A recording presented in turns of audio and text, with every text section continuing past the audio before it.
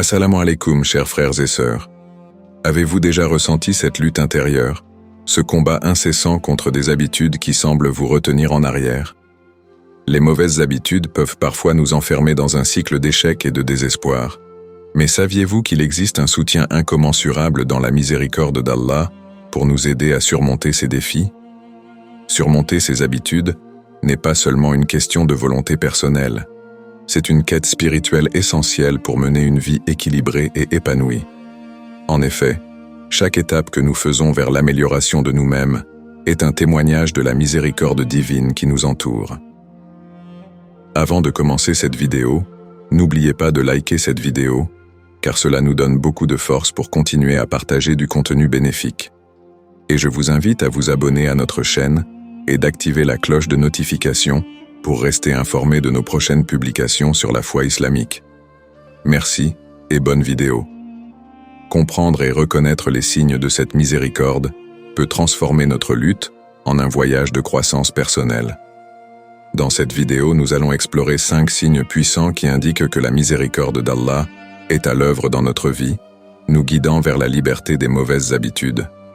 Que ce soit à travers la prise de conscience, le sentiment de regret ou la recherche de soutien spirituel, ces signes nous rappellent que nous ne sommes jamais seuls dans notre cheminement. Préparez-vous à découvrir comment la miséricorde d'Allah peut véritablement vous aider à surmonter les obstacles et à construire une vie meilleure. Alors, restez avec moi jusqu'à la fin pour découvrir cela. Si vous avez des questions ou des commentaires en cours de route, n'hésitez pas à les laisser en bas. J'apprécie beaucoup vos retours. Allons-y. Signe 1. Prise de conscience de ses défauts. La prise de conscience de nos habitudes négatives est un premier pas crucial dans le processus de transformation personnelle. Avant de pouvoir changer, nous devons d'abord reconnaître et accepter que ces habitudes existent. Cette étape est souvent difficile, car elle nécessite un examen honnête de soi-même. Nous vivons dans un monde où il est facile de se voiler la face, de justifier nos comportements ou de blâmer les circonstances extérieures. Pourtant, la clé du changement réside dans cette prise de conscience qui nous permet de faire face à nos défauts avec courage et détermination. Dans le Coran, Allah nous encourage à être conscients de nos actions et à réfléchir sur nous-mêmes. Dans le verset 59 de la sourate Al-Hashr, Allah dit « Ô vous qui avez cru, craignez Allah, et que chaque âme considère ce qu'elle a préparé pour demain. » Ce verset souligne l'importance de l'introspection et de la réflexion sur nos actions, nous incitant à être proactifs dans notre quête d'amélioration personnelle. De plus, le prophète Muhammad, paix et bénédiction sur lui, a dit « Le véritable fort est celui qui se maîtrise dans la colère. » Sahih al-Bukhari. Cette citation met en lumière la nécessité de reconnaître nos émotions et nos comportements avant de pouvoir les maîtriser. De nombreuses histoires illustrent comment la prise de conscience de nos défauts peut conduire à une transformation radicale. Prenons l'exemple d'un homme qui, après des années de dépendance à l'alcool, a décidé de chercher de l'aide. Un jour, lors d'une prière, il a eu un moment de révélation où il a reconnu que ses choix avaient non seulement détruit sa santé, mais aussi sa relation avec sa famille. Ce moment de lucidité a été le catalyseur d'un changement profond. En demandant pardon à Allah et en s'engageant à surmonter sa dépendance, il a commencé un voyage de réhabilitation. Sa prise de conscience a non seulement amélioré sa vie, mais a également rétabli des liens avec ses proches. Un autre exemple est celui d'une femme qui luttait contre la colère et la frustration. Elle a commencé à pratiquer la méditation et le dhikr, ce qui l'a amenée à reconnaître comment sa colère affectait non seulement sa vie, mais aussi celle de sa famille. À travers cette prise de conscience, elle a pu transformer sa colère en patience, en se rappelant constamment des enseignements du Coran sur la gestion des émotions. Son parcours a été inspirant et a servi de modèle pour d'autres. Ces histoires montrent que la prise de conscience n'est pas seulement un acte d'introspection, c'est un acte de foi. En reconnaissant nos défauts, nous ouvrons la porte à la miséricorde d'Allah, qui nous offre la possibilité de changer et de nous améliorer. Chaque pas que nous faisons vers la prise de conscience est soutenu par la miséricorde divine, qui nous encourage à nous relever même lorsque nous tombons. Dans cette quête de transformation, rappelons-nous que la miséricorde d'Allah est toujours là pour nous guider et nous soutenir. Signe 2. Sentiment de regret. Le véritable regret est un sentiment profondément humain qui émerge souvent lorsque nous prenons conscience de nos erreurs et des conséquences de nos actions. Ce sentiment peut être douloureux, mais il représente également une opportunité de croissance et de transformation. Dans le contexte de la miséricorde divine, le regret est un signe que notre cœur est encore touché par la lumière de la foi. C'est un rappel que nous avons la capacité de reconnaître nos erreurs et de chercher un chemin vers l'amélioration. Dans l'islam, le concept de tawba, ou repentir, est essentiel.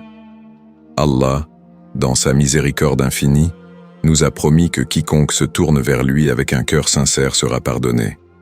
Le Coran nous rappelle dans la sourate Al-Furqan, verset 70, « Sauf ceux qui se repentent, croient et accomplissent de bonnes œuvres. Pour eux, Allah remplacera leurs mauvaises actions par de bonnes actions. » Ce verset illustre la générosité d'Allah, qui ne se contente pas de pardonner, mais qui transforme nos fautes en mérite. Ainsi, le véritable regret devient le premier pas vers un repentir authentique, permettant à notre cœur de se rapprocher d'Allah. Le sentiment de regret peut agir comme un puissant catalyseur de changement. Prenons le témoignage de Fatima, une jeune femme qui, après des années de désobéissance et d'errance, a ressenti un profond sentiment de regret après avoir négligé ses prières et ses responsabilités.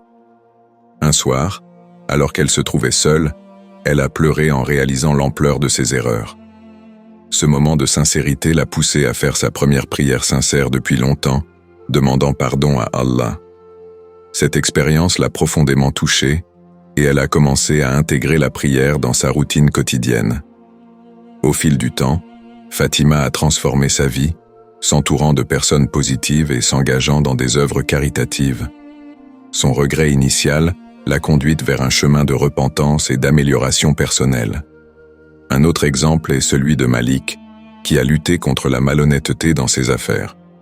Après avoir trompé un client, il a ressenti un profond malaise qui l'a amené à réfléchir à ses valeurs. Ce sentiment de regret l'a poussé à contacter le client pour admettre son erreur et lui rendre ce qui lui était dû. Ce geste, bien qu'angoissant, a ouvert la voie à une relation professionnelle plus honnête et à un sentiment de paix intérieure. Malik a ainsi compris que le regret n'est pas seulement un fardeau, mais aussi une porte vers la rédemption. Ces témoignages montrent que le sentiment de regret, lorsqu'il est accompagné d'un véritable désir de changement, devient un moteur puissant pour la transformation personnelle. Il nous rappelle que nous ne sommes pas seuls dans nos luttes et que la miséricorde d'Allah est toujours accessible à ceux qui se tournent vers lui avec sincérité. Le véritable regret est un signe de vie dans notre cœur, une lumière qui nous guide vers le repentir et vers un avenir meilleur. En embrassant ce sentiment, nous pouvons ouvrir la porte à la miséricorde divine et permettre à notre cœur de se purifier et de se renforcer. Signe 3. Recherche de soutien spirituel. Dans notre quête pour surmonter les mauvaises habitudes, la recherche de soutien spirituel est une étape cruciale. La prière et le dhikr, la mémoire d'Allah, jouent un rôle central dans cette démarche. La prière, en particulier, est un acte de soumission et de connexion profonde avec le Créateur. Lorsque nous prions, nous nous rappelons de notre dépendance envers Allah et nous cherchons son aide pour nous guider dans nos efforts. Les moments passés en prière nous permettent de faire une pause dans notre vie quotidienne, de réfléchir sur nos actions et de renouveler notre engagement envers un mode de vie meilleur. Le dhikr, qui consiste à invoquer et à se souvenir d'Allah, est également un puissant outil pour renforcer notre volonté. En répétant des phrases comme « Subhanallah »,« Gloire à Allah »,« Alhamdulillah »,« Louange à Allah » et « Allahu Akbar », « Allah est le plus grand », nous ancrons notre esprit dans la gratitude et la reconnaissance de la grandeur d'Allah. Ce processus de mémoire renforce notre détermination à changer, car il nous rappelle que nous avons un soutien divin inconditionnel. Le prophète Muhammad, paix et bénédiction sur lui, a dit « Il y a des moments où la miséricorde d'Allah descend sur ceux qui se souviennent de lui. » Ces moments de dhikr peuvent apporter réconfort et clarté, nous permettant de mieux gérer nos luttes internes. En outre, l'importance de la communauté ne peut être sous-estimée. S'entourer de personnes positives, de membres de la communauté musulmane qui partagent nos valeurs et nos objectifs, peut avoir un impact énorme sur notre cheminement. Dans le Coran, Allah nous rappelle l'importance de la fraternité dans la foi. Les croyants sont des frères. Sourate Al-Hujurat, verset 10. Avoir des compagnons de foi nous aide à rester motivés et nous offre un soutien émotionnel et spirituel lorsque nous faisons face à des défis. Prenons l'exemple de Samira, qui a lutté contre des habitudes de procrastination dans ses études. Après avoir réalisé qu'elle avait besoin de soutien, elle a rejoint un groupe d'études composé de camarades musulmans. En se réunissant régulièrement pour prier et étudier ensemble, elle a trouvé non seulement un environnement propice à l'apprentissage, mais aussi des amis qui l'encourageaient à rester concentrée sur ses objectifs. Ce soutien communautaire l'a aidé à surmonter ses habitudes et à atteindre ses objectifs académiques. De même, il y a l'histoire d'Ahmed, qui a lutté contre la colère et l'irritabilité. En se tournant vers sa communauté locale, il a trouvé un mentor spirituel qui l'a aidé à intégrer la prière et le dhikr dans sa routine quotidienne. Grâce aux conseils et au soutien de son mentor et de sa communauté, Ahmed a appris des techniques de gestion de la colère et a pu créer un espace de paix intérieure dans sa vie. Son témoignage souligne l'importance d'avoir une communauté qui partage des valeurs similaires, offrant ainsi un réseau de soutien dans les moments difficiles. Ces exemples démontrent que la recherche de soutien spirituel est essentielle pour surmonter les mauvaises habitudes. En s'appuyant sur la prière, le dhikr et la communauté, nous pouvons trouver la force et la motivation nécessaires pour faire face à nos défis.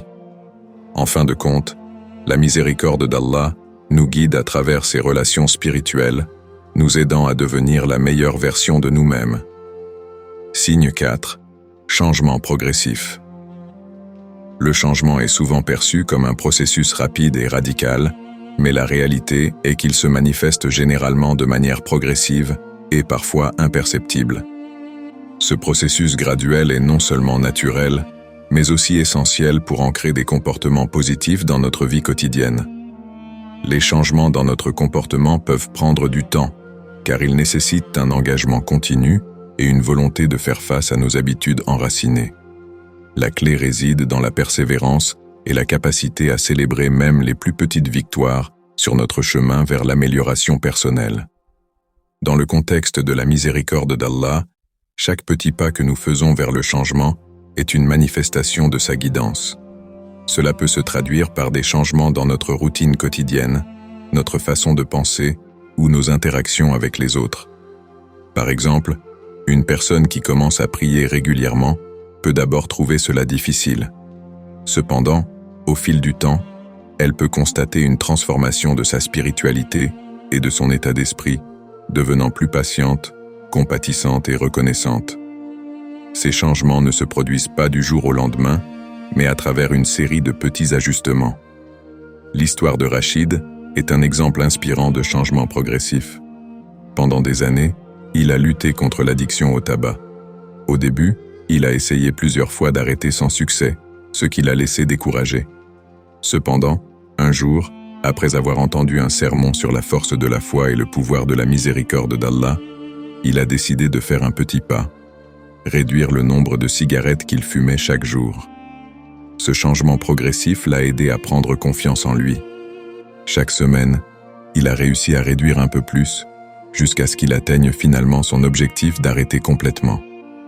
Rachid a appris que le changement n'était pas un sprint, mais un marathon, et sa foi en Allah lui a donné la force de continuer. Un autre exemple est celui de Leïla, qui souhaitait améliorer son comportement envers sa famille, souvent marqué par des éclats de colère. Elle a commencé par identifier les déclencheurs de sa colère et a décidé d'appliquer une méthode simple, respirer profondément avant de réagir. Au début, cela lui semblait une tâche difficile, mais avec le temps, elle a appris à mettre cette technique en pratique. Graduellement, elle a commencé à se sentir plus sereine et moins encline à s'emporter. Son changement a non seulement amélioré sa relation avec sa famille, mais a également renforcé sa confiance en elle. Leïla a compris que la patience, sabr, est cruciale dans le processus de changement. La patience ou sabr est une vertu centrale dans l'islam, et elle joue un rôle fondamental dans notre cheminement vers l'amélioration. Le Coran nous rappelle dans la sourate Al-Baqarah, verset 153, « Certes, Allah est avec les patients. » Ce verset souligne que la patience est accompagnée de la présence divine, renforçant notre détermination à persévérer. Accepter que le changement prend du temps nous permet d'éviter le découragement et de continuer à avancer, même face aux revers. En fin de compte, le changement progressif est un processus d'apprentissage continu. Chaque effort que nous déployons pour surmonter nos habitudes et améliorer notre comportement nous rapproche de notre objectif. En cultivant la patience et en ayant foi en la miséricorde d'Allah, nous pouvons réaliser des transformations significatives dans notre vie. Chaque petit pas compte, et avec le soutien d'Allah, nous pouvons avancer sur le chemin du changement. Signe 5. Gratitude et contentement. La gratitude est un puissant moteur de transformation personnelle, et elle est intrinsèquement liée à la reconnaissance de la miséricorde d'Allah. Lorsqu'on prend le temps de réfléchir à nos bénédictions et au moment où Allah nous a soutenus dans nos luttes, il est naturel de ressentir un profond sentiment de gratitude. Cette reconnaissance de la miséricorde divine nous aide à changer notre perspective, nous permettant de voir la lumière même dans les moments sombres. En reconnaissant ce que nous avons reçu, nous cultivons un état d'esprit positif qui peut nous soutenir dans notre quête de surmonter les mauvaises habitudes. Dans l'islam, la gratitude est un principe fondamental. Allah nous rappelle dans le Coran, dans la sourate Ibrahim, verset 7, « Et votre Seigneur a décrété, si vous êtes reconnaissant, je vous accorderai davantage. » Ce verset souligne que la gratitude n'est pas seulement un acte de reconnaissance, mais aussi une clé pour recevoir encore plus de bénédictions. La gratitude nous ouvre à l'abondance de la miséricorde divine et nous aide à voir les aspects positifs de notre vie, même lorsque nous luttons contre nos défauts. La pratique de la gratitude a des effets profondément bénéfiques sur notre bien-être mental et émotionnel. Par exemple, Amina, une jeune femme qui avait longtemps lutté contre des sentiments d'insatisfaction et de colère, a décidé de commencer un journal de gratitude. Chaque jour, elle notait 3 choses pour lesquelles elle était reconnaissante. Cela l'a aidée à changer sa perception de la vie. Au lieu de se concentrer sur ce qui lui manquait, Amina a commencé à voir les petites bénédictions autour d'elle. Un lever de soleil magnifique, un appel d'un ami ou même un repas simple. Ce changement d'attitude lui a permis de trouver le contentement dans sa vie quotidienne, ce qui a également atténué ses frustrations. Un autre exemple inspirant est celui de Tariq, qui a traversé des moments difficiles en raison de problèmes de santé. Au début, il se sentait abattu et accablé par la situation. Cependant, en prenant conscience de la miséricorde d'Allah, il a commencé à prier et à exprimer sa gratitude pour les petites améliorations qu'il ressentait. À travers cette pratique de gratitude, il a développé une attitude résiliente et a même commencé à encourager d'autres personnes dans des situations similaires. Sa capacité à se concentrer sur ce qui était positif, plutôt que sur ses difficultés, lui a permis de trouver un sens à ses épreuves. Le prophète Muhammad, paix et bénédiction sur lui, a également souligné l'importance de la gratitude. Dans un hadith, il a dit « Celui qui ne remercie pas les gens ne remercie pas Allah. » Sunan Abi Daoud. Cette déclaration souligne que la gratitude envers les autres et envers Allah est interconnectée. En étant reconnaissants envers ceux qui nous entourent, nous renforçons également notre relation avec Allah et reconnaissons sa miséricorde. En fin de compte, cultiver un état d'esprit reconnaissant est un pas essentiel vers la transformation personnelle. Cela nous aide à surmonter nos habitudes néfastes et à embrasser la miséricorde d'Allah dans notre vie. La gratitude et le contentement nous rappellent que, malgré nos luttes, nous avons la capacité de voir la beauté et les bénédictions qui nous entourent. En mettant l'accent sur ce qui est positif, nous pouvons transformer notre vie, non seulement en surmontant nos défauts, mais aussi en élevant notre esprit vers des niveaux de paix et de bonheur plus élevés. En conclusion, nous avons exploré 5 signes puissants de la miséricorde d'Allah qui nous aident à surmonter nos mauvaises habitudes. Tout d'abord, la prise de conscience de nos défauts nous ouvre la voie vers le changement. Ensuite, Le sentiment de regret nous rappelle l'importance du repentir et de la compassion divine. Nous avons également vu comment la recherche de soutien spirituel à travers la prière et la communauté renforce notre volonté de transformation.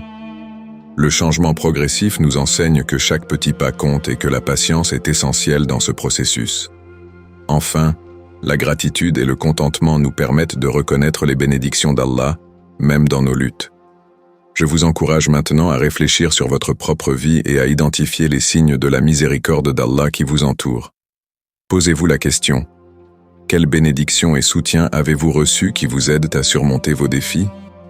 Prenez un moment pour vous tourner vers Allah et lui demander de vous guider dans votre quête d'amélioration personnelle. Il est toujours là pour vous écouter et vous soutenir. Que ce soit par la prière, le dhikr ou le dialogue avec des personnes de votre communauté, n'hésitez pas à chercher cette aide divine. Ensemble, nous pouvons surmonter nos mauvaises habitudes et grandir dans notre foi, avec la miséricorde d'Allah à nos côtés.